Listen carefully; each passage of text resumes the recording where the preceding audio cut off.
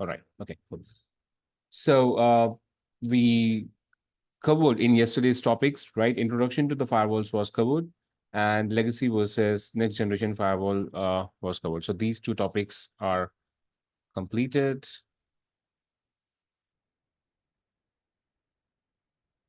Today we are going to have have a look at the PaloAlto device view, right?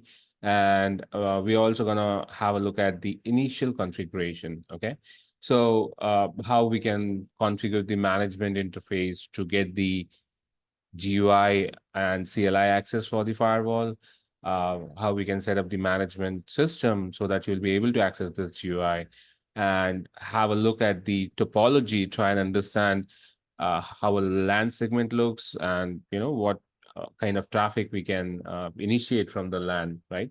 So we're not gonna, again, not gonna deep dive. I try to reiterate myself that if you guys feel this is overwhelming, it's all right. Okay, you don't need to panic. Just stay tuned, stay in the session, try to get acquainted with the terminology. As the time goes on, you will slowly start to understand the things. Okay, because quite few audience, quite few people in this meeting might not be aware of network security, or maybe about the networking as well. So it takes a bit of time to get a hang of the terminologies, topology, the configurations, and everything. Okay, just stay in the session, try to understand as much as you can. By the end of the bootcamp, I'm pretty sure you'll have a fair understanding or a good idea of what a firewall is and what are the basic tasks that a person can do, or in order to configure these firewalls. Okay, all right. So a quick recap. So just a second. So quick recap, we discussed about next generation firewalls, legacy firewalls. Legacy firewalls are nothing but the old firewalls that were used in the network to safeguard the network, right? These devices were stateless. These worked on the principle of packet filtering, and these lacked the visibility and intelligence, right? We discussed what is stateless, what is stateful. Stateless is nothing where every individual packet is treated as every packet is treated as an individual packet, and you have to write explicit rules or ACLs to allow that particular packet, right, per packet basis. Stateful is a bit different, wherein there would be a session on the firewall. It will be able to understand if a packet is a part of a communication, and based on that, one security rule will be enough to allow the communication, right? Based on we talked about packet filtering. We discussed the next generation firewalls have visibility till layer 7. So based on that, we are able to identify the applications rather than based on the ports. So ports will give you what kind of application based on the well-known port numbers that are being used. For example, port 53 is for DNS, right? However, the next generation firewall, even after looking at the port, it will go ahead and inspect your layer 7 payload and try to understand what application is based on the signatures and patterns, right? You don't need to worry about what a signature is, pattern is. Eventually, when we'll see the security profiles, I'll explain more about these terminologies going down, okay?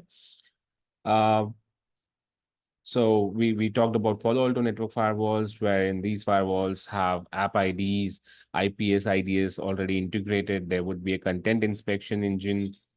This is like, it has a SP3 engine, which is single pass parallel processing. So these are like high throughput devices. The latency is very low, right? So the processing is very fast. You won't even notice the latency in the environment. So it is very insignificant when you talk about other network devices, right? So these devices are really fast and capable. But again, it also depends on what kind of device we are using by the end of the day, okay?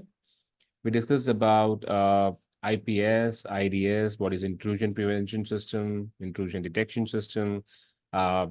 There were separate devices, before the advent of NGFWs, next generation firewalls. Now, this next generation firewalls have the capability to have IPS, IDS, everything inbuilt into the same firewall. Okay. So we discussed about zero-day as well, what zero-day attack is, and how PaloAlto has a wildfire that really helps with the mitigation of zero-day attacks, right? Uh, right. So these were the things that were covered yesterday. Okay. Today, let me explain the topology before we start the labs. I'll show you how these labs are gonna work, how this EveNG platform works. Uh, Once you log in, based on the kind of console you select, if it is a native console, if it is a browser-based console, you'll be able to access these devices. If it's a browser-based console, you'll be able to access these devices on your browser itself, so you don't need additional piece of software to be installed on your local machine. If you select native console, then you might need a PuTTY and a VNC viewer, these things to be installed on your local machine so that you'll be able to access these, the SSH and the GUI of the devices. Okay. So before I dive into the lab, let me go ahead and explain this topology to you. Okay. So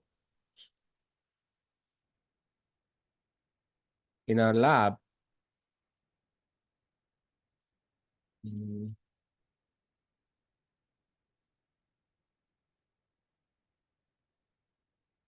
okay. So this is your,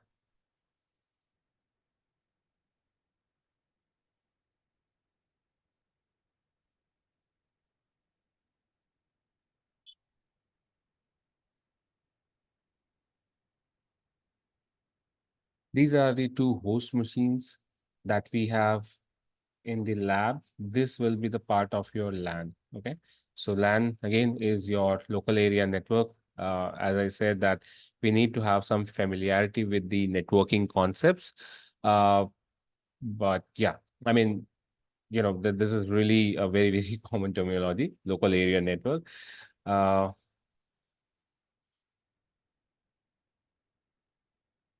I'm not going to go too deep into what LAN is. Okay. So this will be your host machines, these two, and this will be connected to a switch. This will be simulating your LAN environment. Again, the true LAN or the exact corporate topology will have, access layer switch, core switches, right? Spine and leaf kind of topology. We are not really going into that because this is not a networking class. This is a network security class. All we need to understand is how this topology is configured, right? Right.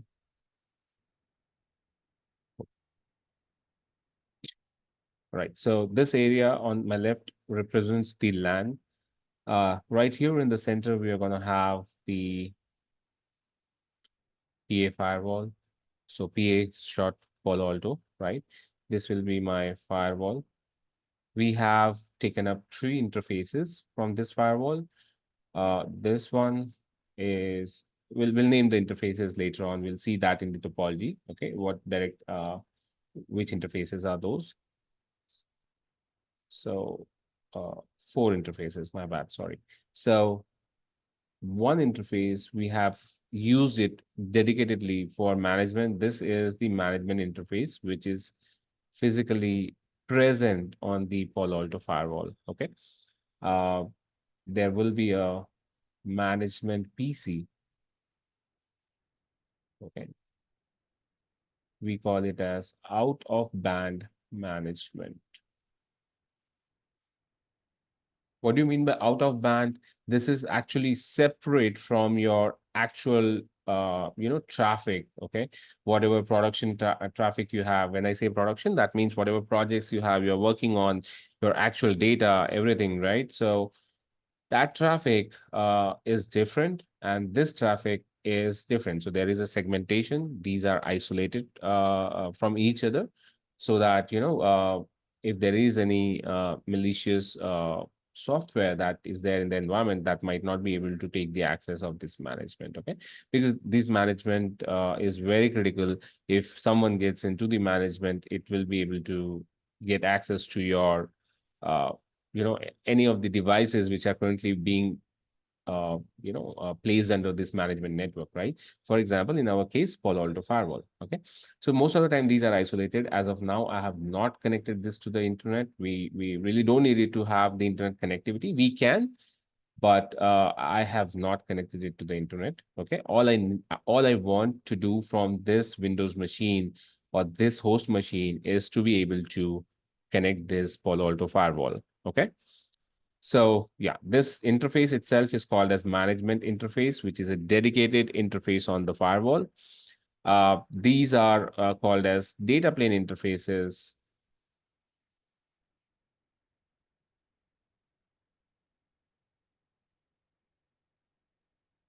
Okay, these are data plane interfaces. Again, because this is boot camp, I'm not going to go too deep. I'll give you a brief overview what a management plane and a data plane is on this firewall. Okay. Yeah, before we go into that, let's complete our topology. Okay. So on this side, we have a server. Okay. And we call this zone as DMZ, which is a demilitarized zone.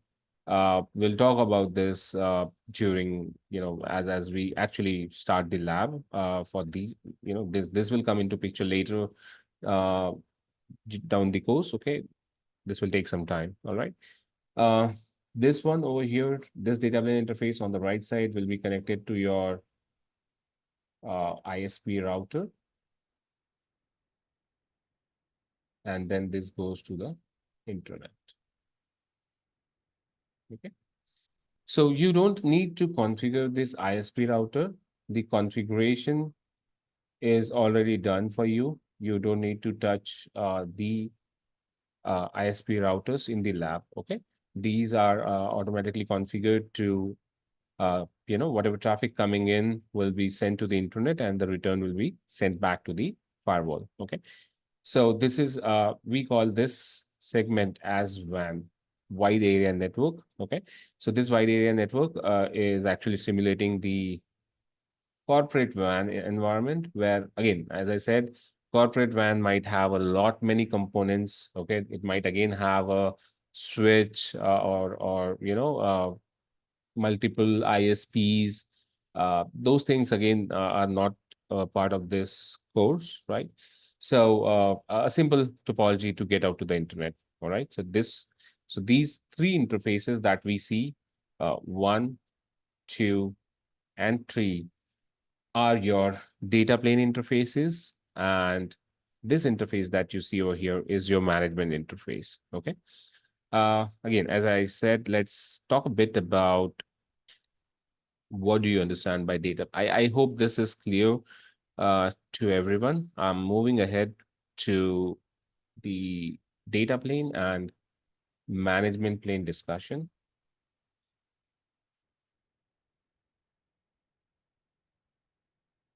It's completely fine if things are, you know, feeling I'm not able to understand. That's all right. That's okay. Okay. Just try to remember the words data plane, management plane. That's it. Okay. You don't have to be a master on day one. So data plane, in short, as the name says, uh,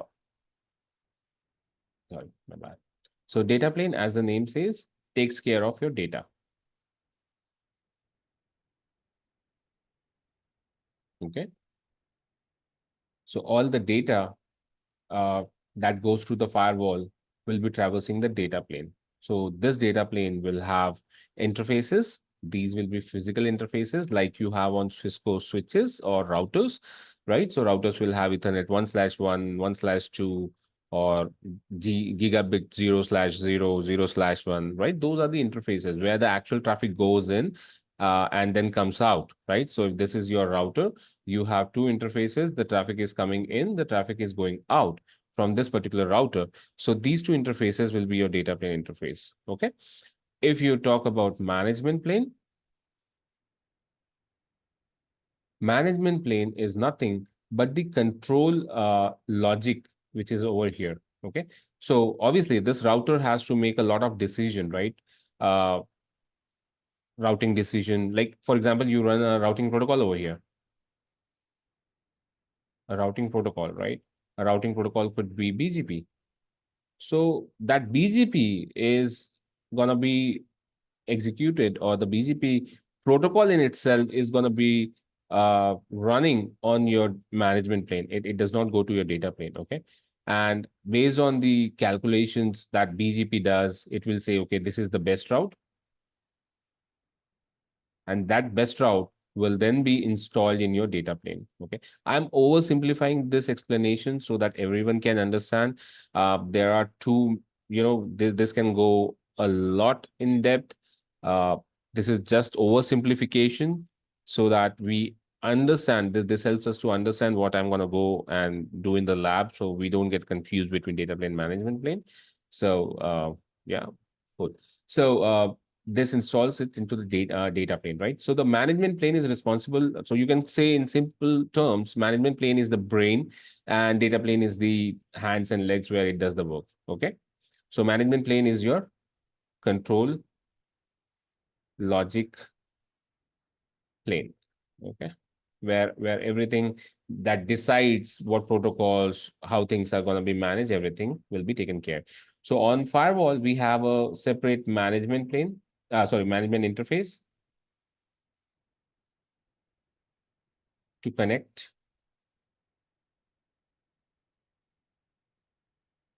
to the firewall. Okay. Based on this management interface, we will be able to take the GUI access and CLI access of the firewall. Okay. I think we are good till this point. Okay. Let me quickly show you the topology. Let's hop into the topology.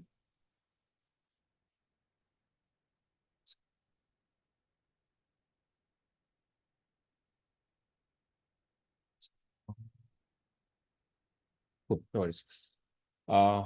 This is the lab topology, exactly what we have discussed over here in the whiteboard. This is how it looks, right? So left side is your LAN, right side is your WAN. This is going to be your DMZ, and then out of band management is the management the management host. Okay. So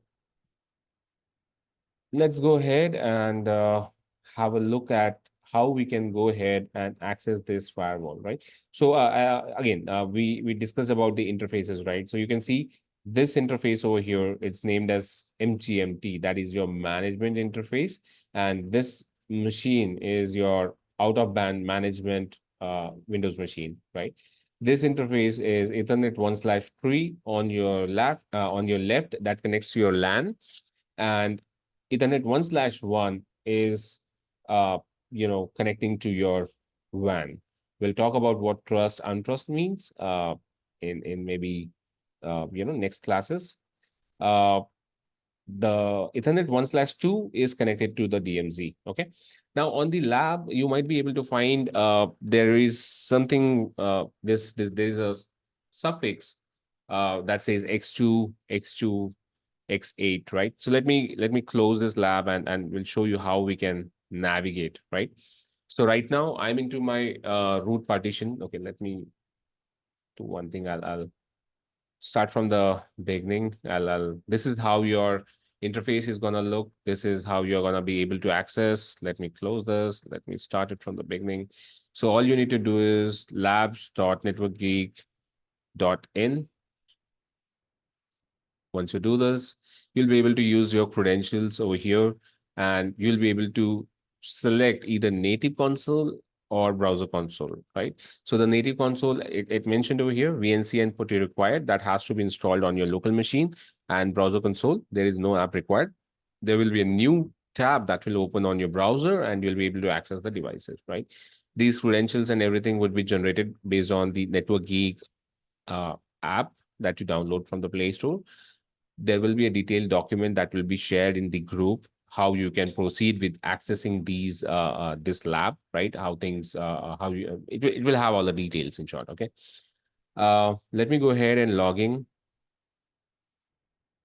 Once I log in, I'll be able to see there are, for you guys, so who have registered for, for the boot camp, which is a free boot camp, you'll be able to see free NG free labs. And once you navigate, you'll be able to see PaloAlto Bootcamp, right?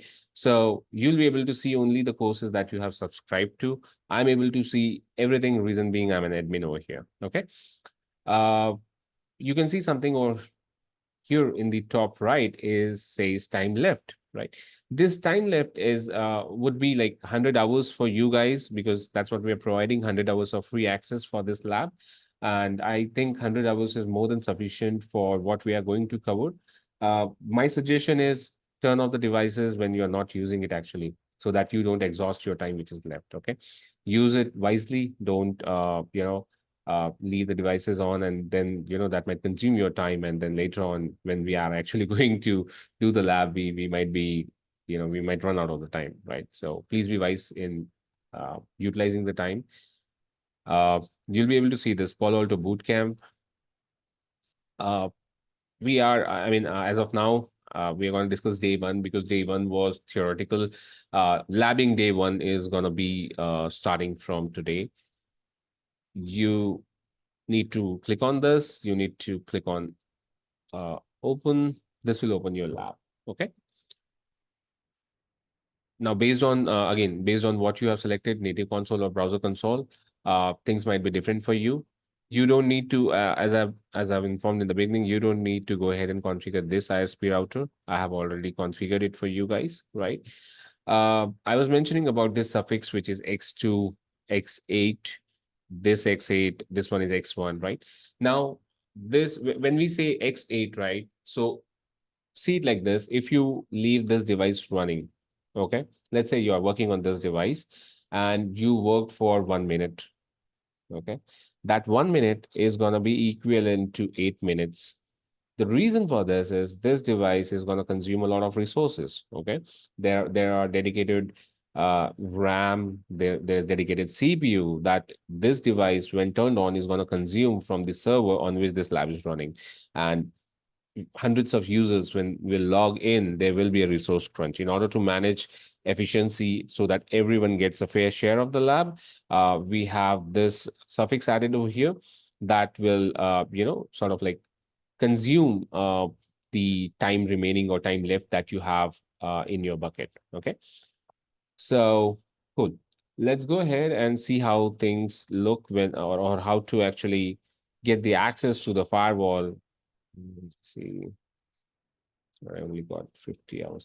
Well, we'll talk about that in the later, okay?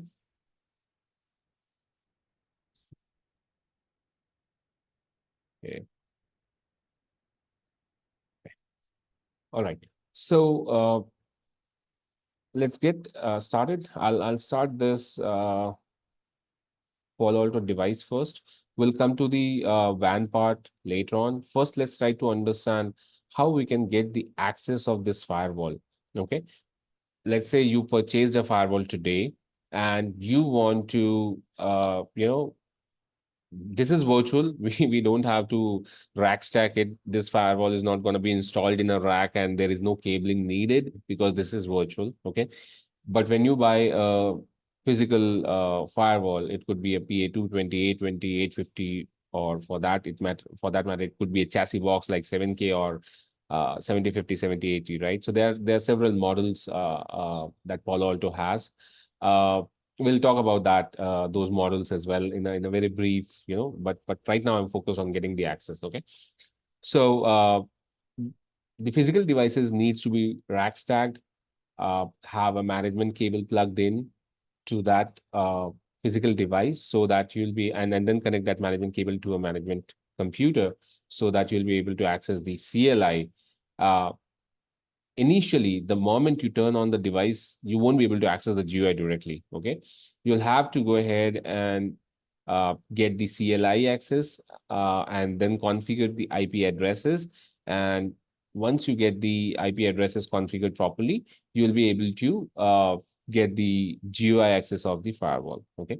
Now, things could be different for hardware firewalls. Hardware firewalls are generally they come with a, if the IP address is hard coded 192.168.1.1, you might be able to take the GUI access. Okay, fine. So let's start this management computer.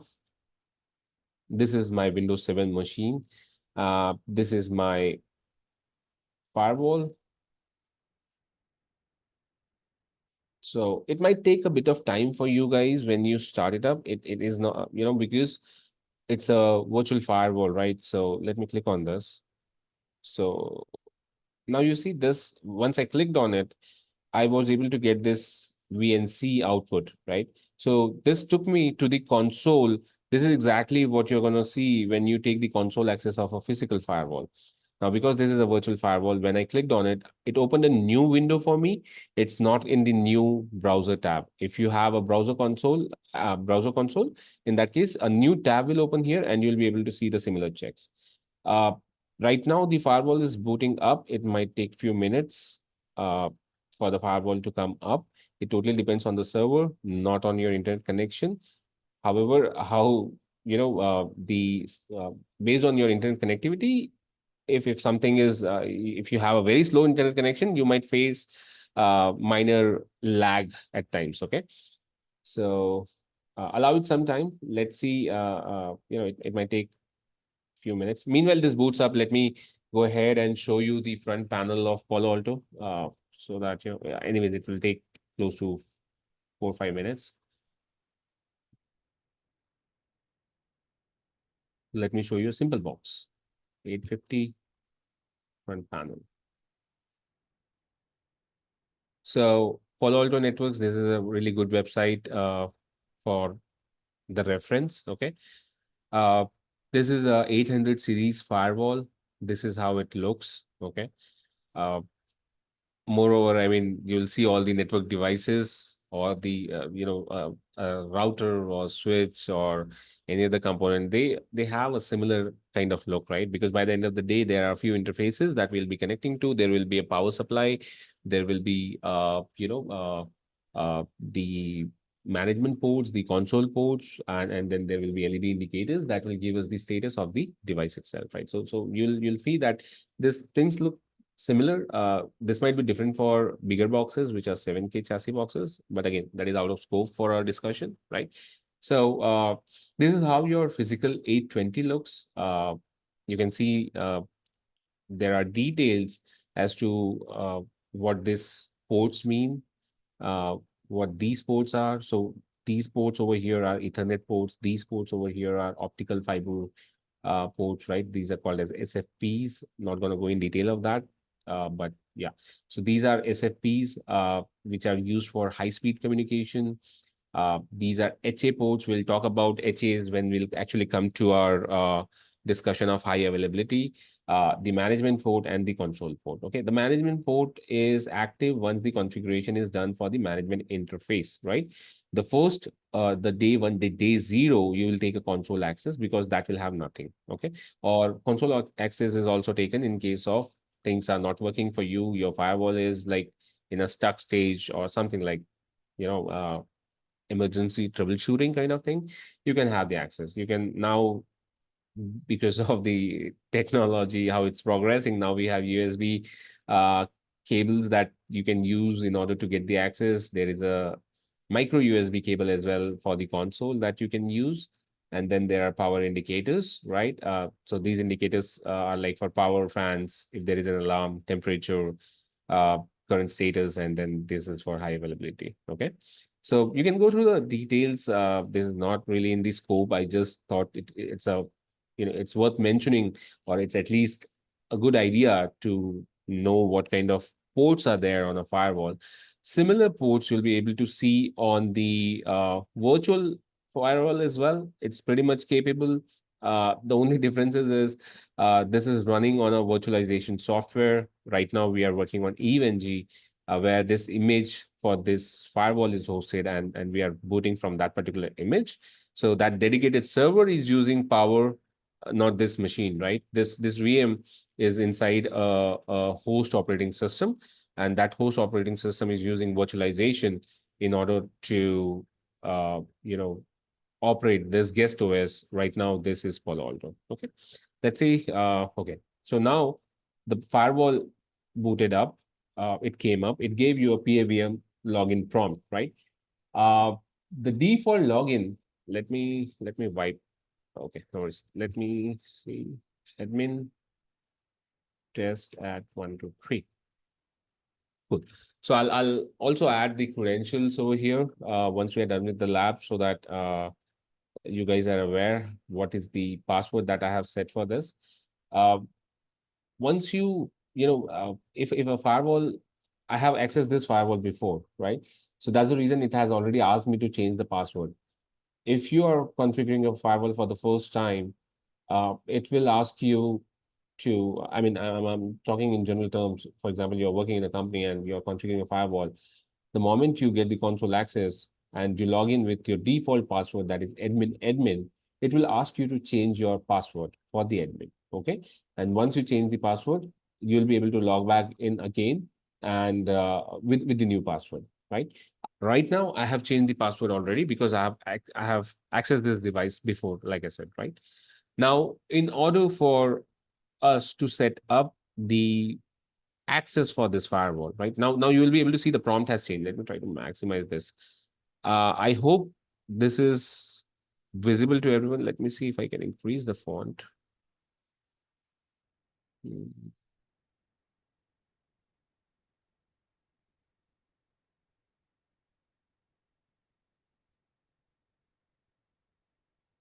Okay, I hope this is visible to everyone. Okay, so once I log in with the admin user, you'll be able to see the prompt change now to admin at PAVM.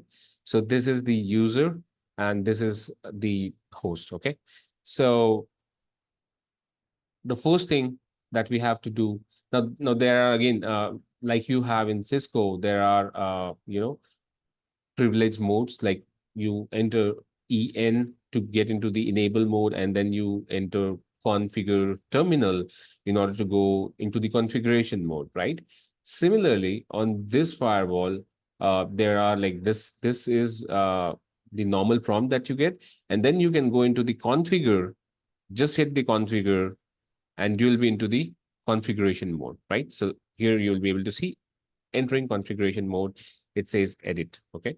Now, generally, when the firewall boots up for the VM, that will be in a DHCP state. Okay, let me show you what I mean. So when this firewall will boot up, this management interface is by default configured for DHCP, right? And I'm talking for virtual firewalls as of now.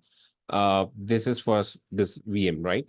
So in order for this, in order for us to go ahead and configure a static IP, we first need to go ahead and set the system as static. Okay. So I'm going to go ahead and enter the command set. Don't worry about the commands. This will be shared with you. And again, it takes time to become familiar with the commands, to become familiar with the modes, right? What configuration modes are there. So again, this is not the agenda. This is just to set the access. So you know how you can set the access and then work on the GUI. Okay. Set device config. If you don't, if you would like to try, if you'd like to see what commands are available, just hit tab. That will give you the options which are available to you, like I did. I Then you can just use tab to do an autocomplete like you do maybe on Cisco devices, right? So set device config system, and then we type static. Cool. This will change that management interface type from DHCP to static. Okay. Now, next we would like to set the IP address. Set device config system. Okay, again, if you'd like to see the options, there are tons of options, right? There's a lot of options. So we'll share the commands with you guys.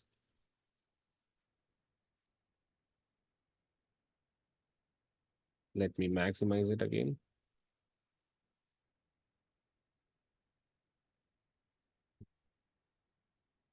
Think one second.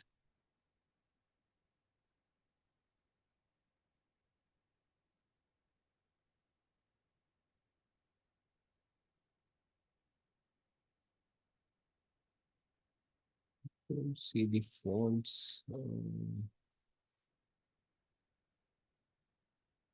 No worries.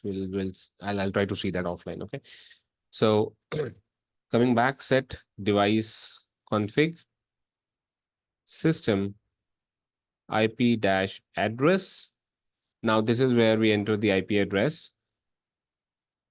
Let me give it a well-known IP address, that is 192.168.1.1. And then we get, so in a Cisco router, you'll go ahead and configure the IP address, and then you'll provide the subnet mask, right? So we need to type net mask, and that will be 255.255.255.0. Okay. Now, because we are right now just configuring the access, I am not worried about configuring the default gateway for this management, because we just have one host machine there, right? We'll show you what I mean by that. So hit enter. This has assigned the IP address to your management interface. So is it sufficient to access? Is it okay? If will I be able to access this device after I have hit enter? Let's try and see. Okay. So this is how I'm going to access my management PC.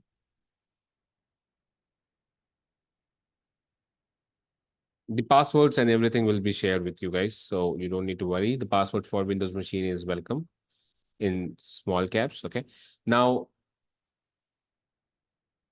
these two machines, this interface of this Windows machine and this management should be in the same subnet, so that they'll be able to talk to each other, right? This is the basic principle of networking. And again, I said we need some familiarity with the networking. Uh, so because we need some familiarity with the networking, we'll not, I mean, I'm not going too much into detail, but they have to be in the same subnet so that they are able to talk to each other. Okay. So what I'll do right now, on the firewall, I have assigned 192.168.1.1 with a subnet mask of 255.255.255.0, right? So what we'll do, we'll assign an IP address to this Windows machine. Let's go to properties, IPv4.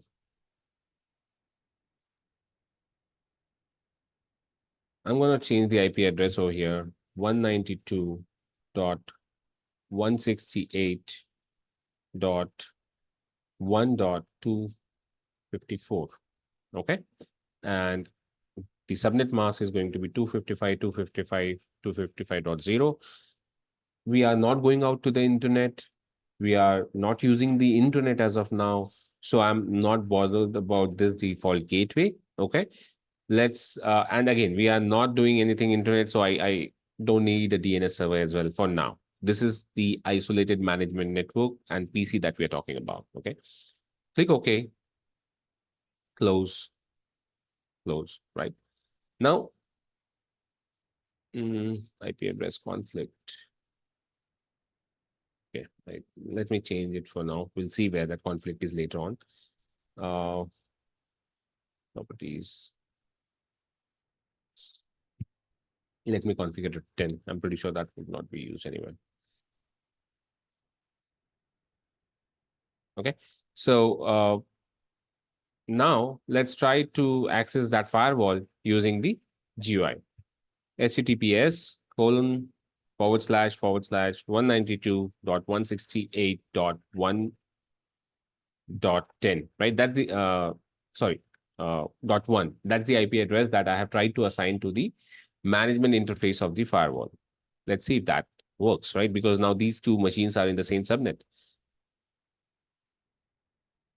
So we see just, let me see if so based on the networking, the first thing that happens is ARP, right? So 192.168.1.1, if it is in the subnet, it will try to do the ARP. And once the MAC address is received, it will try to send the packet, right? Now you can see it took too long to respond. There was no response from the device. Why? The reason is, though we have assigned the IP address to this interface, this is not actually committed. Okay. This is in the candidate configuration of the firewall. Again, there will be two configurations. One is candidate, one is running. We'll talk about that. But right now, in order for this IP address to actually be enforced on the firewall, there is something called as commit that we need to do. Okay. So this commit is more of like guys who might be familiar with Linux might be able to understand what commit is. But you don't need to worry. Commit is something where in whatever configuration you have done, commit will actually enforce that commit onto that configuration on the device and will make it work. Okay. So for the sake of simplicity, just understand whatever configuration you do, it will not come into effect unless you do commit on this device. All right. So let's see.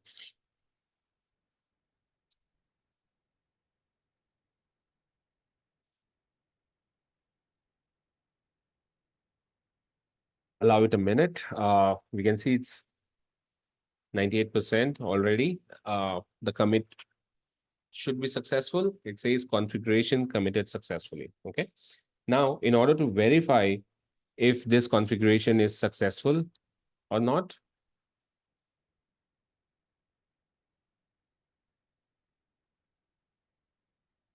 let's do something called as show system info. Okay. Show system info will give you the information about this firewall, what IP address is configured. Right now we can see it's 192.168.1.1.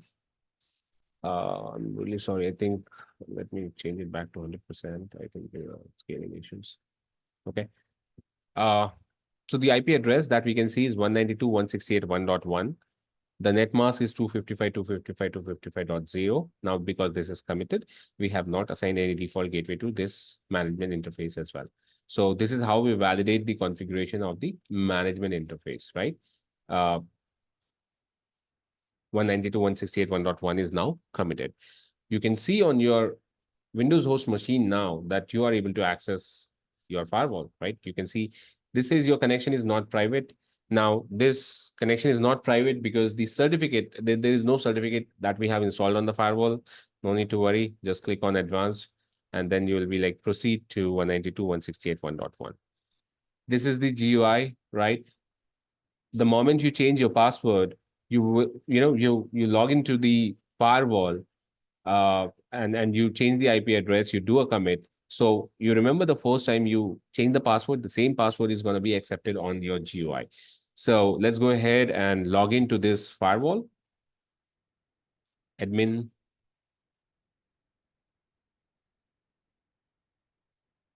Test at 1, 2, 3.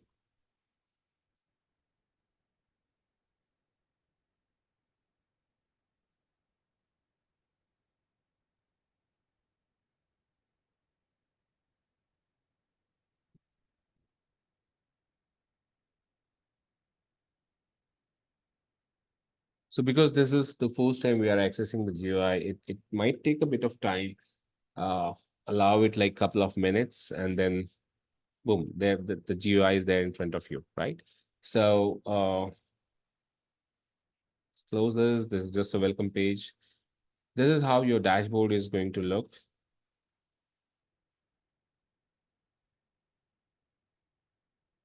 Okay. I think there's something with the resolution noise.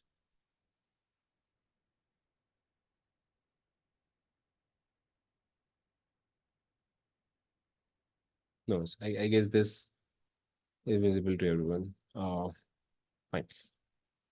All right. So this is how your GUI of your firewall will look. Okay. Uh, the general information over here is gonna, so we call this as dashboard. This dashboard will give you the information about your firewall. Okay. So what kind of configuration is there on the firewall? So when I say configuration, I'm talking about the management interface on the dashboard. Okay. So you can see the host name is PAVM or the device name is PAVM. Management IP address that we assigned just now and we did a commit. This is 192.168.1.1. The management net mask is 255.255.255.0. You can see MGT written over here, right? This means management, okay? We'll see the data plane interfaces maybe in coming classes, right? There is no default gateway that we have assigned. We are not using any IPv6 addresses. there will be a link local address IPv6, which will be automatically assigned. There is no default gateway for anything. This is your MAC address for your management interface. This is a PAVM model. That means it's a virtual firewall. There is serial. This is again related to license. We really don't need any license. So this is the best part of the firewall, that, in order to do any labs, you really don't need to have license for most of the features. Again, I'm not saying that the production would not need a license. It's just for the labbing purpose where you like to understand the features, you would not need any sort of licenses. Okay. The CPU ID and UUID are relevant to the EVE-NG platform. This is KVM, that is kernel virtual machine. This is the ID that will be generated once your machine boots up. You can see there is no license. The model is KVM. Software version is 10.0.0. Now, what this software version is? What is this software version? We'll talk. We'll talk about this. Let me complete the introduction of the GUI first. This is the PAN OS, or we call it as PaloAlto Networks OS. We'll talk about that. Currently, the version is 10.0.0. Global Protect agent, it says 0.0.0. What is Global Protect? It's a remote access solution provided by PaloAlto. Again, we're not going to go in too deep. But we'll definitely have a look over towards the end of this bootcamp what Global Protect is. Okay. This is the application version. So this is the database that we were talking about in the beginning. If you remember, the signature about applications and the signatures about antivirus, right? So these are the things. So application version right now is 8290-6167. You don't need to worry about this numbers and all that. Just understand this is something that has to be related with the database which is present on the firewall. Okay. These things are not relevant. You can see the time. You can see the uptime. So we just booted it. It's been close to 18 minutes since the firewall came out. Okay. We don't need to worry about the plugin and device certificate status and everything. You can see management CPU is at 12% because we are accessing the management right now. The data plane CPU is at 1% because there is no traffic going through this firewall. Okay. And session count 1248. So because this is not licensed, there will be definitely some limitations, but trust me, these session counts are more than sufficient. We already talked about session. I introduced you to the concept of stateful, where we discussed about session, what a session is, where it will have an entry on the firewall for the traffic that is coming in and going out, and it will be able to map those packets to a particular communication. Okay. So currently for this VM, the session count is 12,248. Okay. Data plane, again, we just had a discussion a few minutes before. Data plane is related to the data traffic. Management plane is related to the management traffic. Okay. So then you'll be able to see something called as logged in admins. We are able to see, I just logged in using the admin credential through the web. Before that, I was working from console access. Again, the username was admin. You see, this is a CLI client that I was using earlier, right? So you'll be able to see who or who all have been logged into this machine. One firewall can have multiple administrators, 10, 15, depending on organization or how big it is and what configurations it's handling.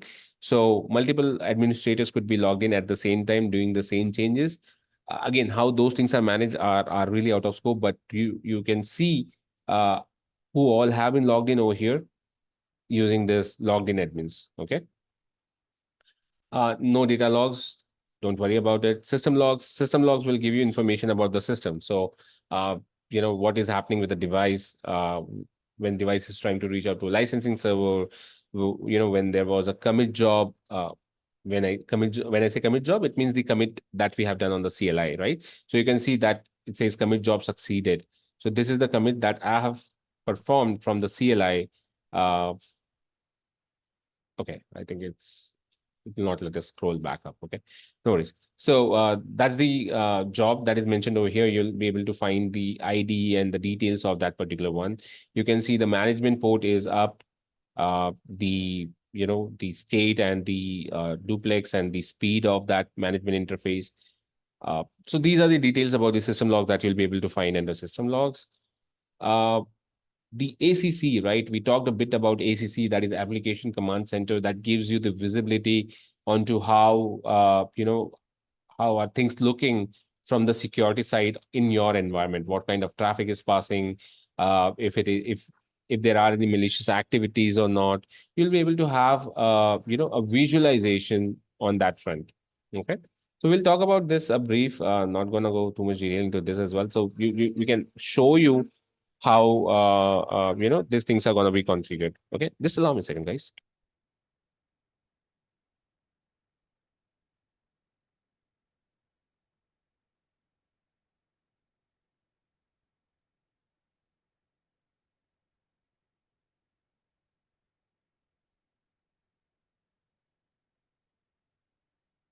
All right, I'm back. Sorry for that. Fine. Uh, we are not worried about the config logs and all that. Will really not needed at this point in time. Okay. So this is your dashboard. This gives you a bit of information the moment you log in about what is the state of your firewall, based on the CPU, if it is overloaded or not, or what kind of jobs are running on this firewall, who logged in, the uptime of the firewall, and these information, right? Uh, we'll go through this, all these tabs during our labs, because if I go and explore everything, even a day might not be sufficient for that. So let's start the labbing part, where we'll go ahead and 1 second. Initial config, right? So when we say initial config, that means your day one config.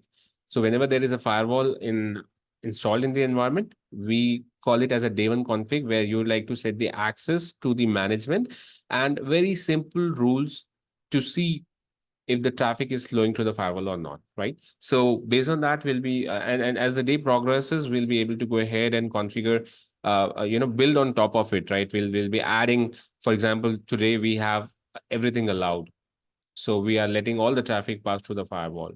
On day two, we are going to go ahead and configure a rule to restrict or allow just one particular set of traffic and deny rest everything, right? So let's go ahead and get the initial day config started. So initial day, the part one was the management access that we have already done. We are now able to access the firewall from the CLI and the GUI. Okay. Again, if you'd like to access, let me see if we have Patio here. So you can access the CLI from here as well. All you need to do is enter the host name using the PuTTY, right? So the IP address of the firewall is 192.168.1.1. Done. We'll be doing an SSH. Let's click on open. It will ask you to add this to the known server host key. Let's click on yes. Again, now the user, that is the default user, we have not created any new users on the firewall, was admin. And the password that we have already changed is test at 123. Okay. Now you see, I can take the CLI access from the same management. I no longer need this. I can just go ahead and close this. Now I can take the CLI access and the GUI access on the same Windows machine. I don't need a separate console for the CLI access. Okay. So this is how you take the CLI access from the management Windows machine and the GUI access from the management Windows machine. Cool. Right. What next? Next, we are going to talk a bit about the network interfaces. Okay. I'm again reiterating myself that getting to know each and every tab, it will take time. We really need not worry too much about what's actually in what particular tab. The configuration is vast. It takes time. So one thing at a time. Okay. So we are going to go ahead and configure the network interfaces because if you see, sorry, if you see the interfaces over here, we have configured the LAN side over here. We have configured the WAN side over here, right? So as of now, I'm not going to go ahead and configure the LAN and WAN. Okay, sorry, LAN and DMZ. I'm just going to configure this 1/1 interface, and we are going to validate the reachability to the internet. That's it, right? So we will keep it simple. We will not do too many configuration in a day that so that it becomes difficult for you guys to understand.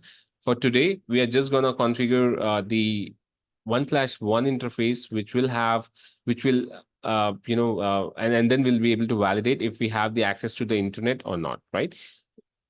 Let's go ahead and see that once again.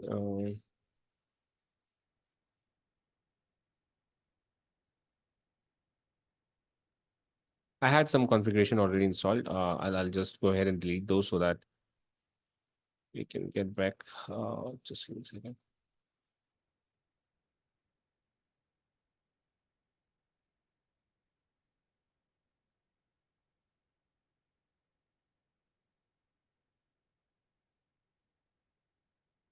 So I'm just trying to clean the configuration which was already there. I can do that by, stop the machine and then wipe it. But again, that will take some time for the machine to come back up. So this would be an easier way to do it, right? Content interface report. Okay. This is complaining about static cloud.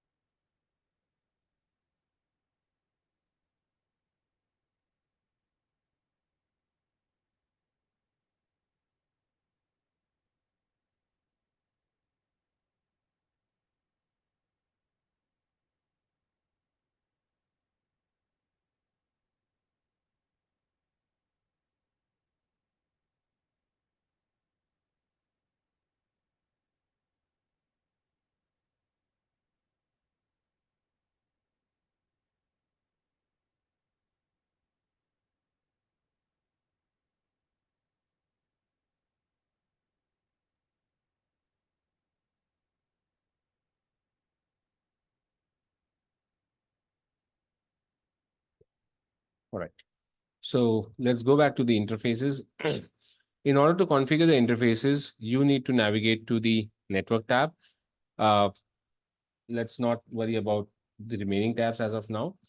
When you navigate to the network tab, you'll see a lot many options over here. Right now, we are concerned about the interfaces. Okay. The type of interfaces, again, there are multiple types of interfaces that is supported by the firewall. It could be a VLAN, a loopback interface, a tunnel interface, SD-WANs, a lot many functionalities there. Some of them you might be already familiar with. For example, a loopback interface. For people who are already familiar with networking, they might be aware what a loopback interface is. So loopback is again a logical interface which is always on, right? Uh, then we have VLAN interfaces that could be configured on the firewall. There could be VLANs that we can configure, which are used for the segmentation, right? So segmentation is like segregation of the network. Okay. So we are not going to go into all these interfaces. We're going to talk. We're going to discuss about the Ethernet interfaces right now. So you can see there are multiple interfaces that you will be able to see. For example, right now we see total of 24 interfaces for this particular firewall. We are interested only in 1/1 as of now, so that we can validate the firewall being able to reach to the internet or not. Okay, because this is just an initial config. We are not doing a complete configuration of the firewall in the day one, right? So 1/1. Now, in order for this 1/1 to be able to reach to this firewall, we need to understand what is the IP address that is assigned to this particular interface of this router, right? Because again, the networking says that in order for this to be able to reach, once the ARP will be done from this interface, it should be able to learn the MAC address of this interface, and they should be in the same subnet, right? Let me go ahead and start this router.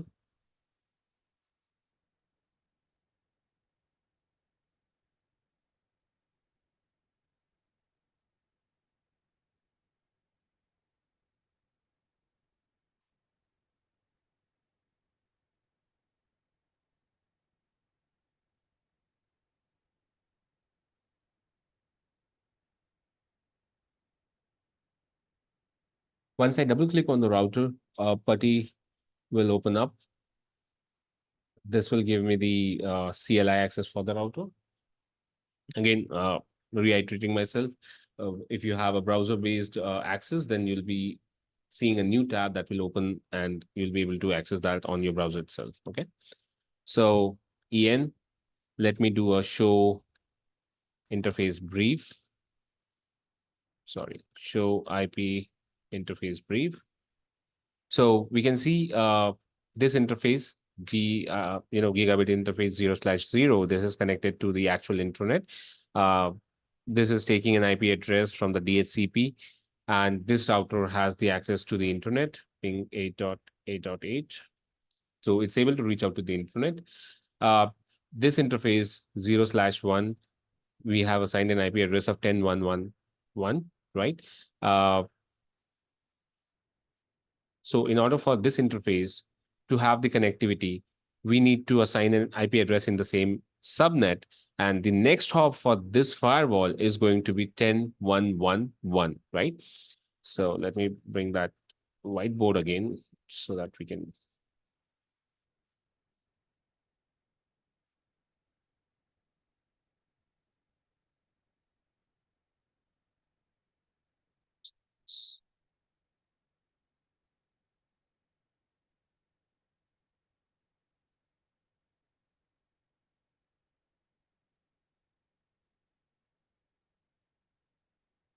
Okay. So if you have a router, right, R1, uh,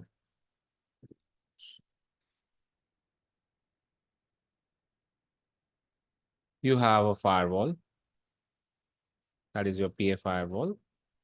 This is the interface Ethernet 1/1, and then you have a router R1, right? So this interface is GI 0/1, that is gigabit Ethernet 0/1. Okay. For this interface, we have assigned an IP address of 192, sorry, 10.1.1.1/24, right? Now for this interface, we are going to assign 10.1.1.2/24 so that these IP addresses are in the same subnet. And we will be configuring a static route. This static route will state that 0.0.0.0/0. Okay, this is your destination network.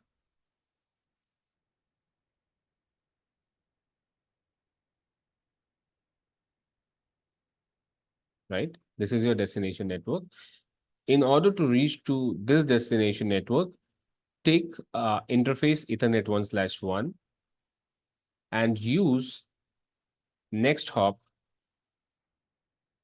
as this interface. So this IP address will be 10.1.1.1, right? So this is a static route. We configure a similar thing in your router, right? So in a router, you configure a default route, and this is going to be my default static route here on the PaloAlto firewall. What it will do is, for any traffic that would be originating from your LAN, as of now, we are not going to go into that LAN segment and configure that for today. I'm just going to just giving you an explanation what will actually happen. Okay. So this LAN, whenever there is a traffic originating and this traffic is not in their subnet, it will go to the firewall will actually do a route lookup. And if that route is already present on the firewall, good. If that specific route is not present, it will take the static route, that is the default route, and it will send that traffic over here. So in short, when we have to reach out to the internet, that is the network which is outside our own network, it will reach out to the firewall. It will take this Ethernet 1/1 interface, will go to the router, which is your ISP router here, and then reach out to the internet. Okay. So this is how the traffic flow, a very simplified traffic flow as of now that we are going to configure. Okay. Let's go ahead and do this configuration on the firewall.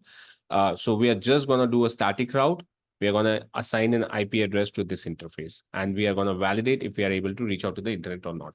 One more point worth noting is this configuration is already done on your ISP router. The IP addresses are assigned 10.1.1 on this interface. This is DHCP, and NAT is already configured, right? So whatever traffic is being received, this is the inside, and this is the outside, which is being NATed. Okay. So the NAT is already configured. You don't have to go ahead and configure anything on this router. We will be purely working on the firewall. Okay. Great. So we validated, we are able to reach to the internet from this ISP router. Let's close this and let's go back to our Windows machine. We will be assigning an IP address to this particular interface. Now, we will talk about types of interfaces and everything. This is just an initial config again. We need to select this as layer 3 because we are going to be routing the traffic. So the interface should be a layer 3 interface. Okay. What is a virtual router? No need to worry about it. All I can tell you at this point in time is similar to a router that you use in your lab. There would be a virtual router inside the firewall that takes care of your routing part. Okay. There is a predefined router that is called as default. I'm going to go ahead and select that. Okay. And this interface is, we can see from the topology, is facing the untrust. Why we call it as an untrust? Okay. Again, I wanted to have a discussion on these on a separate topic, but just to give you an introduction, this is the WAN side, right? So this segment is the WAN segment. Now WAN, we call it as untrust, right? Now why we call it as an untrust is because everything is going to the internet and internet is not secure. Okay, so it's a public domain. It's a public domain, and your information that is being transmitted is visible to everyone. If there is an attack, there is a possibility that the information might be might not be secure over the internet, right? So the reason we call it as untrust is because this is a public domain. We do not have control over the WAN. Once the information or the packet leaves our environment, it will be the responsibility of the WAN routers or whatever the internet routers are there to deliver it to the destination, right? So if this is the destination, the WAN routers are going to take care of it, or the internet is going to take care of it to deliver it to the destination, right? But again, this is public domain and we don't trust it, right? That's why it is called as untrust. So we are going to go ahead and create a security zone. We will talk about security zones in next class. Let's just go ahead and follow with the flow. Okay. I have already created an untrust zone, but if you have to create a new zone, you'll click on new zone. This will open this tab for you. You need to give the name as untrust. Once you type the name untrust, you don't need to do anything over here. Just click on OK, and that will create a new zone for you. And then that will be available for you to select under here in the drop down, right? So as I mentioned, I'm going to go ahead and select untrust because this is my internet facing interface. And so I have selected the virtual router. I have selected the security zone. Don't worry, we'll talk about virtual router. We'll talk about security zone in bit more detail in going classes. IPv4. Now this is where we go ahead and assign the IP address for the router, guys. When you go into an interface, INTFA0/0, and then you go ahead and assign IP address 192.168.1.1 255.255.255.0. So that's how you assign an IP address to the interface on the router, right? Here on the firewall, this is the area where we are going to go ahead and assign the IP address to the firewall's interface. Right now, as the name says, we are in Ethernet 1/1 interface. Okay, so we will be configuring the IP address for 1/1. we already discussed the IP address that we are going to assign this will be 10.1.1.2 slash 24. Okay. You can use the slash 24 directly. You don't have to type 255, and that kind of subnet mask over here. This IP address is assigned. You can see the information present over here. It says the IP address will be assigned in this format. That is IP address slash netmask. Okay. Great. Uh, that's it. You don't have to do anything else. You'll click on OK and done. Right? So now you can see IP address that is assigned to this particular interface is 10.1.1.2 slash 24. And this belongs to an untrust security zone. Okay. No need to worry about the zones. We'll discuss. Uh, Once this is done, we need to configure a static route, as I said, right? This static route will point the traffic towards the 1/1 interface. We're going to go ahead to the virtual router. We can see this is the default virtual router that we referenced in that particular interface. We are able to see that interface over here, Ethernet 1/1, which was configured one step before. We will go ahead and configure one static route. As I mentioned, click on add. So let me go back again over here. So virtual router, click on default. You can verify the interface. You'll come down to static routes. You'll click on add under IPv4.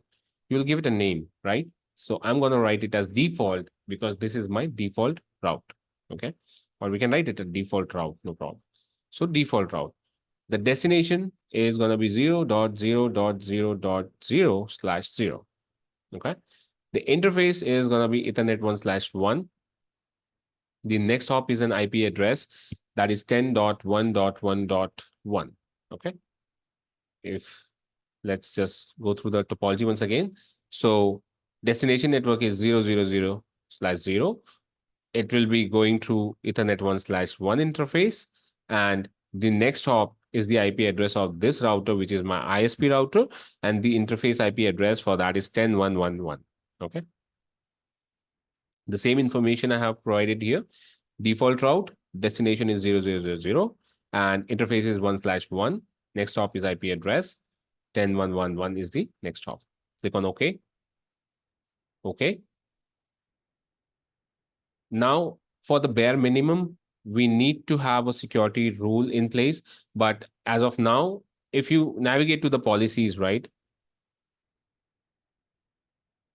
you will see by default, there are two rules. Okay. By default, there will be two rules. One is intra-zone default and one is inter-zone default. We will talk about these later. As of now, just a simple understanding. Intra-zone means the same zone. If a traffic is coming from the same zone, going back to the same zone will be allowed by default, right? That's what this rule says. Intra-zone default, the action is allowed. And inter-zone default, that is one zone to another zone, is denied by default. Okay. So let's go ahead and commit the changes that we have done. I have not configured any security rule as of now. I have not configured any NAT rules, nothing on this firewall. We have just configured the network interface, that is interface Ethernet 1/1, and we have added a static route 1/1. Let's go ahead and do a commit.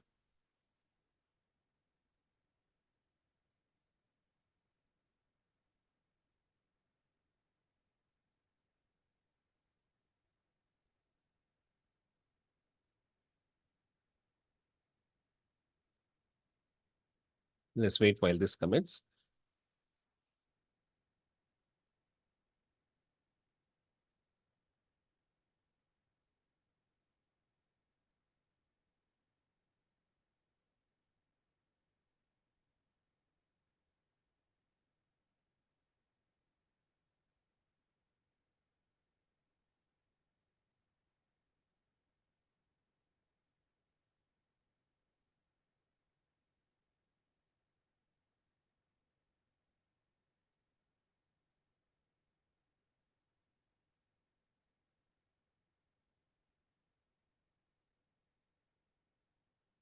Okay, this says successful.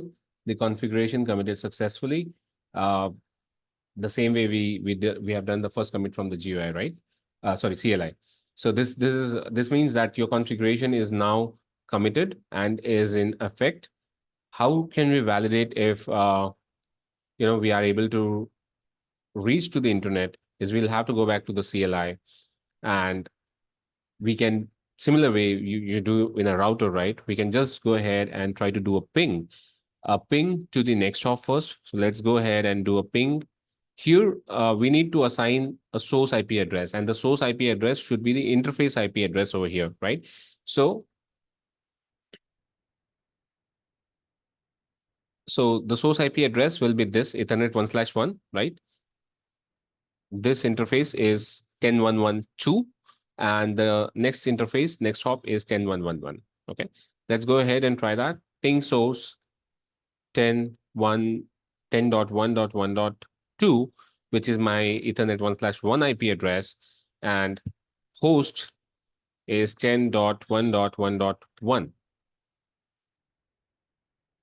We can see we are able to reach the next hop, right?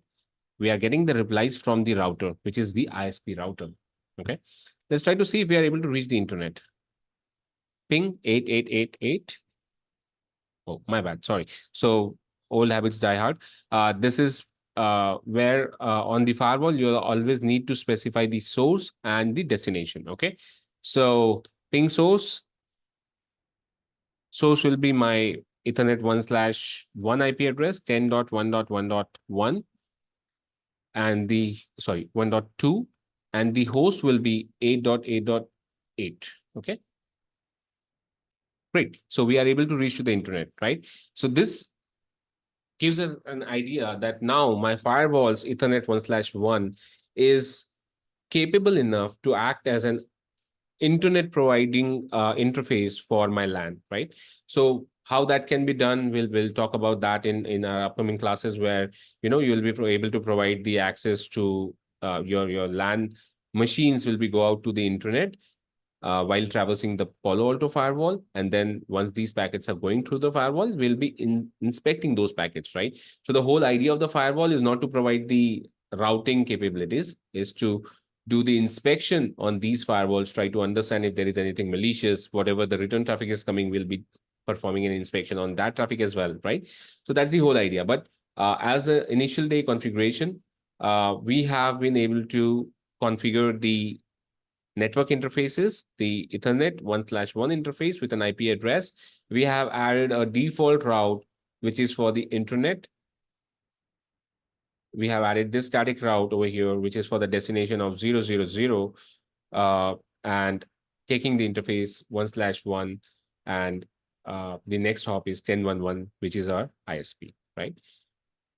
Great. So I think this is really good with respect to your initial configuration. Okay.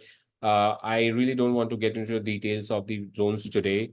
I want this information to sink in for you guys. And once you guys are able to get your hands on this, we'll be proceeding further. Information about the lab access will be shared with you guys by today.